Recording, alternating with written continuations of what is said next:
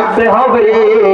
কারণ যাদের ভেতরে আল্লাহর ভয় নাই, যাদের ভেতরে রবের সামনে দাঁড়ানোর ভয় নেই, তাদের জন্য আমার আল্লাহ জাহান্নাম বানায় রাখলেন। ফাআম্মা মান তাগা ওয়া আথারাল হায়াতাদ দুনিয়া ফাইন্নাল জাহিমা হিয়াল মাআওয়া। আল্লাহ রাব্বুল আলামিন জানায় দিলেন, যারা আমি রবের সামনে দাঁড়ানোকে ভয় করো না, দুনিয়ার জমিনে সীমা লঙ্ঘন করলে, এই দুনিয়াতে গুনাহ করে করে সীমা লঙ্ঘন করে ফেলেছে, আল্লাহ রাব্বুল আলামিন তাদের সম্পর্কে জানায় দেয় ফাইন্নাল জাহিমা হিয়াল মাআওয়া, তাদের জন্য রয়েছে চিরস্থায়ী জাহান্নাম। আর যারা দুনিয়ার জমিনে রবের সামনে দাঁড়ানোকে ভয় করলো, গুনাহ করার পরে চিন্তা করলো আল্লাহ তো তাকায় তাকায় দেখছে আমি গুনাহ করে ফেলেছি, আল্লাহর কাছে আমি কি জবাব দিব, তাদেরকে উদ্দেশ্য করে আল্লাহ জানায় দেয় ওয়া আম্মা মান খাফা মাকামা রাব্বিহি ওয়া নাহান নাফসা আনিল হাওয়া ফাইন্নাল জান্নাতা হিয়াল মাআওয়া। আল্লাহু আকবার।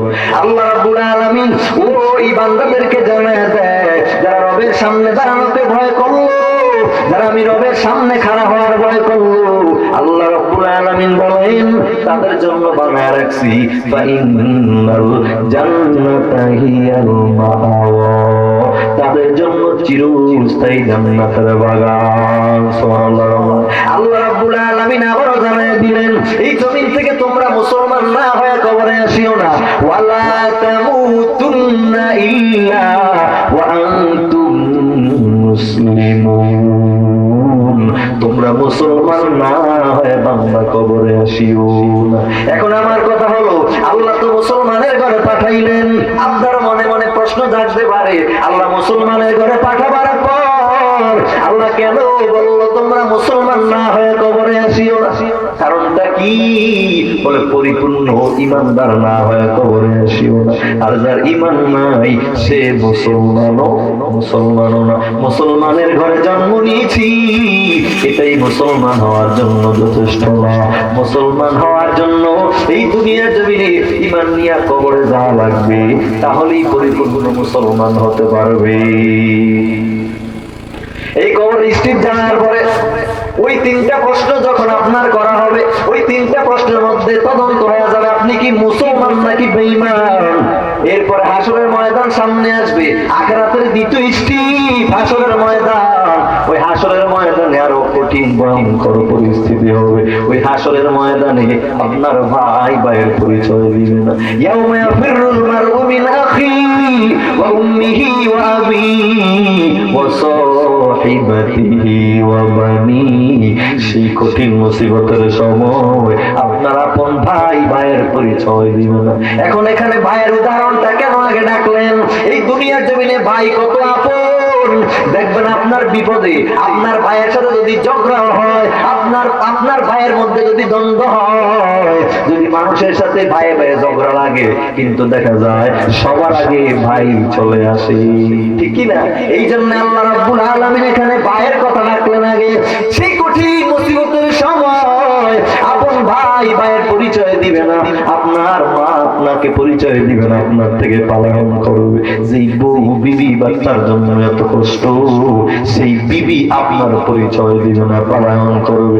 একটুখানি নেকের তরে রোজ হাসরের মাঠেতে বাবা ঘুরবে ছেলের পিছে, ছেলে বাবার আগেতে।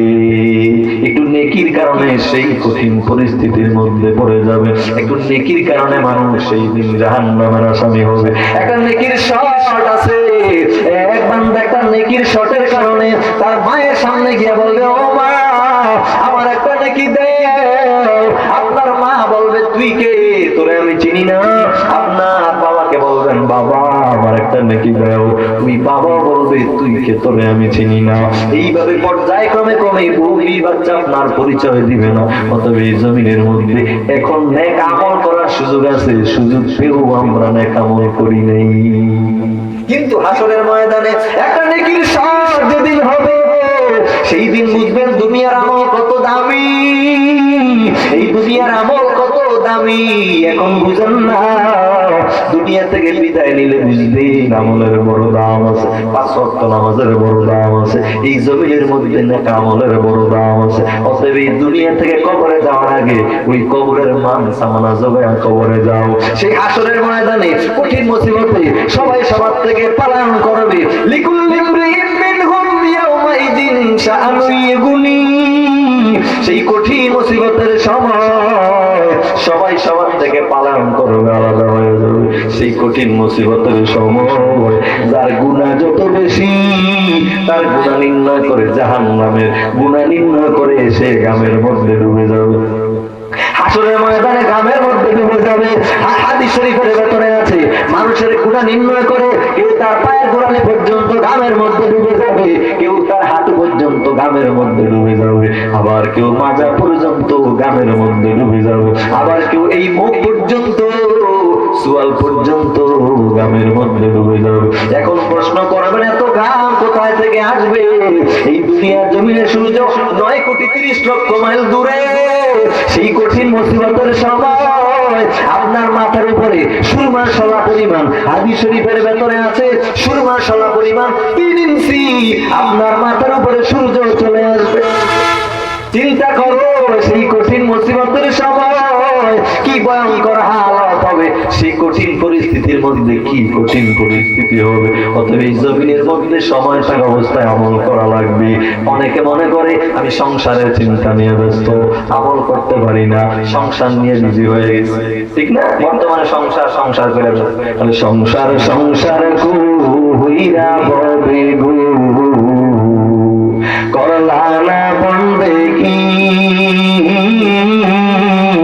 কিভাবে কাটার এই বিমনরে কবরের জিন্দেগি রে।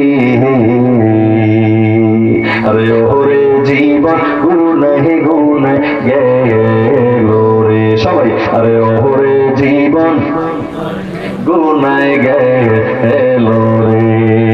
আরে ফজর গেল ঘুমের ঘরে গো, আরে জোহর গেল কাজে, আসর গেল হেলা দুলারে, বেলা ডুবে গেল রে। আরে ওরে জীবন গুনাহে গুনাহ গেল রে। বলেন ওরে জীবন গুনাহে গুনাহ গেল রে। আরে ছেলে মেয়ের জ্বালায় পইরা রে, ও মাওলা ডাকলাম না তোমারে, কি জানি কি উপায় হবে রে অন্ধকার কবর রে। আরে ওরে জীবন গুনাহে গুনাহ গেল রে। বলেন ওরে জীবন গুনাহ গেল রে। আরে বাড়ির পাশে পুকুর পারে গো, আরে পাদবি বাসর ঘর, কি জানি কি উপায় হবে রে অন্ধকার কবর রে। আরে ওরে জীবন গুনাহে গুনাহ গেল রে।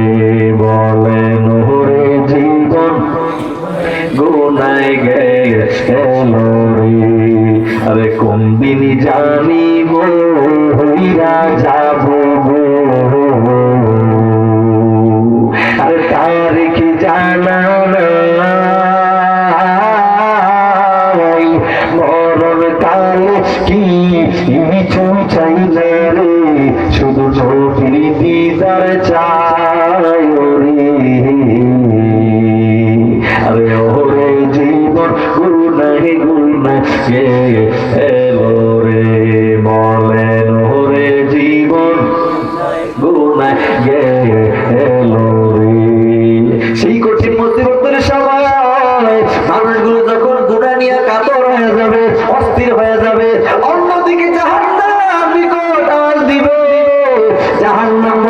মালিক বেনামাজি গুলো দাও, ও আল্লাহ বেপরদাগুলো দাও, আমি জাহান্নামের পেটে বড় ক্ষুধা। আল্লাহ বলেন একটু অপেক্ষা কর, আমি বিচারটা শেষ করে নেই। জাহান্নাম অপেক্ষা করতে চাইবে না, বিকট বিকট আওয়াজ দিবে, এমন বিকট আওয়াজ দিবে, মালিক বেনামাজি গুলো দাও, গুনাহগার গুলো দাও। আল্লাহ রাব্বুল আলামিন জাহান্নামকে 70,000 শিকল লাগায় টেনে ধরে রাখবেন, 70,000 ফেরেশতা দিয়া। এরপরও জাহান্নাম টেনে ধরে রাখা যাবে না। কঠিন পরিস্থিতির মধ্যে জাহান্নাম বিকট বিকট আওয়াজ দিবে, সেই জাহান্নামের লাকড়ি হবে মানুষের পাথর।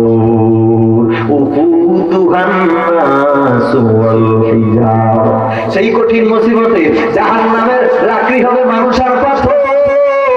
ওই জাহান্নাম গুনাহগার গুলো খাওয়ার জন্য পেরেশান হয়ে যাবে। আল্লাহ রাব্বুল আলামিন জাহান্নামের বিকট আওয়াজ দেখে আল্লাহ রাব্বুল আলামিন ওই জাহান্নামের মধ্যে পানি দান করবেন। সুবহানাল্লাহ বলেন। পানি দান করার পর ওই জাহান্নাম নিস্তব্ধ হয়ে যাবে, থমকে যাবে। সুবহানাল্লাহ। আল্লাহ রাব্বুল আলামিনের এমন কাজ দেখে ফেরেশতারা বলল, মালিক এতক্ষণ 70,000 শিকল লাগায় টেনে ধরে রাখলাম, পারলাম না। ও আল্লাহ কি এক ফোঁটা পানি দিলা রে মালিক, যে পানি দেওয়ার কারণে জাহান্নাম দ্রুত পিছনে চলে গেছে। ও মালিক এটা দুনিয়ার কেমন পানি বলো রে আল্লাহ, এটা দুনিয়ার কোনো বরকতময় পানি নাকি, দুনিয়ার কোনো জমজমের পানি নাকি, এটা দুনিয়ার কোনো আবে হায়াতের পানি নাকি রে মালিক। আল্লাহ রাব্বুল আলামিন বলেন, রে ফেরেশতাদের দল, এটা দুনিয়ার আবে হায়াতের পানিও না, দুনিয়ার জমজমের পানিও নয়, এই দুনিয়ার গুনাহগার বান্দার চোখের পানি দিলাম জাহান্নামের গায়ে। আল্লাহু আকবার বলেন।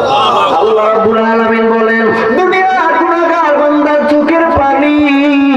অতএব দুনিয়ার মানুষ চিন্তা করো, এই দুনিয়ার জমিনে যাদের চোখের পানি যত বেশি, ওই হাসরের ময়দানে চোখের পানির জন্য বড় দাম হবে। ওই গুনাহ থেকে, জাহান্নাম থেকে বাঁচার জন্য, ওই কঠিন মুসিবতে যারা দুনিয়ার জমিনে চোখের পানি ছেড়ে কেঁদেছে, জাহান্নামের ভয়ে কেঁদেছে, তাদের পানিগুলো জাহান্নামের গায়ে দেওয়া হবে। অতএব দুনিয়ার মানুষ চিন্তা করো, এই দুনিয়ার জমিনে আল্লাহর দরবারে কান্না করা দরকার। সেই উম্মতগুলো, গুনাহগার উম্মতগুলো জাহান্নাম থেকে বাঁচার জন্য আদম নবীর কাছে গিয়ে বলবে, নবী বাঁচায় দাও, কঠিন মুসিবতে আছি, আদম নবী বাঁচায় দাও। আদম নবী বলে, আজকে আমি তোমাদের বাঁচাতে পারবো না, তোমরা যদি বাঁচতে চাও দ্রুত যাও, হযরতে মুসা নবীর কাছে চলে যাও। ওই মুসা নবী বলে, আমিও বাঁচাতে পারবো না, যদি বাঁচতে চাও হযরতে ইব্রাহিম নবীর কাছে যাও। ওই মানুষগুলো ইব্রাহিম নবীর কাছে দৌড়ে গেল। ইব্রাহিম নবীর কাছে যাওয়ার পর ওই ইব্রাহিম নবী একই কথা বললেন, আজকে আমি বাঁচাতে পারবো না, যদি বাঁচতে চাও দ্রুত যাও, হযরতে ঈসা নবীর কাছে চলে যাও। ওই মানুষগুলো ঈসা নবীর কাছে দৌড়ে যাবে।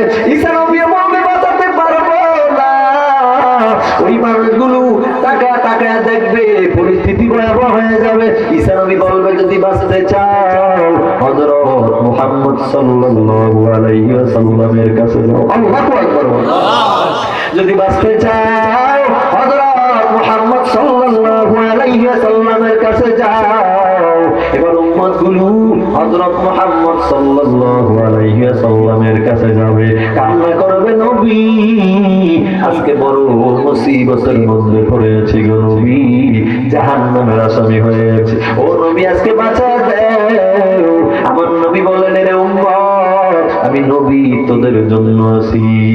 সুবহানাল্লাহ বলেন। এবার আমার নবী আল্লাহ দরবারে সিজদায় পড়ে কান্না করবে, সিজদায় পড়ে কান্না করবে, মালিক আমার গুনাহগার উম্মতগুলোকে জাহান্নামের আগুন থেকে বাঁচায় দাও। আল্লাহ দরবারে অনুনয় বিনয় করে কাঁদবে, যেমন কান্নার আওয়াজ করবে।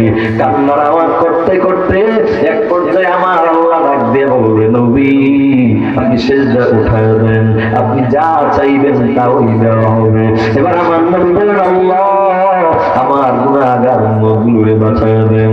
আল্লাহ রাব্বুল আলামিন ডাক দিয়ে বলেন, নবী আপনার উম্মতদের মধ্যে যার দিলের মধ্যে বিন্দু থেকে বিন্দু পরিমাণ ঈমান থাকবে, সেই উম্মতগুলোকে জাহান্নামের আগুন থেকে বাঁচায় দেন। আল্লাহু আকবার। চিন্তা করেন, সেই মদিনার মায়ার নবী আপনার আমার জন্য হাসরের ময়দানে সুপারিশ করবে, ঠিক কিনা বলেন? এই জন্য সেই রহমতের নবীর প্রেমের বড় পাগল হওয়া লাগবে, সেই রহমতের নবীর আদর্শ মানা লাগবে।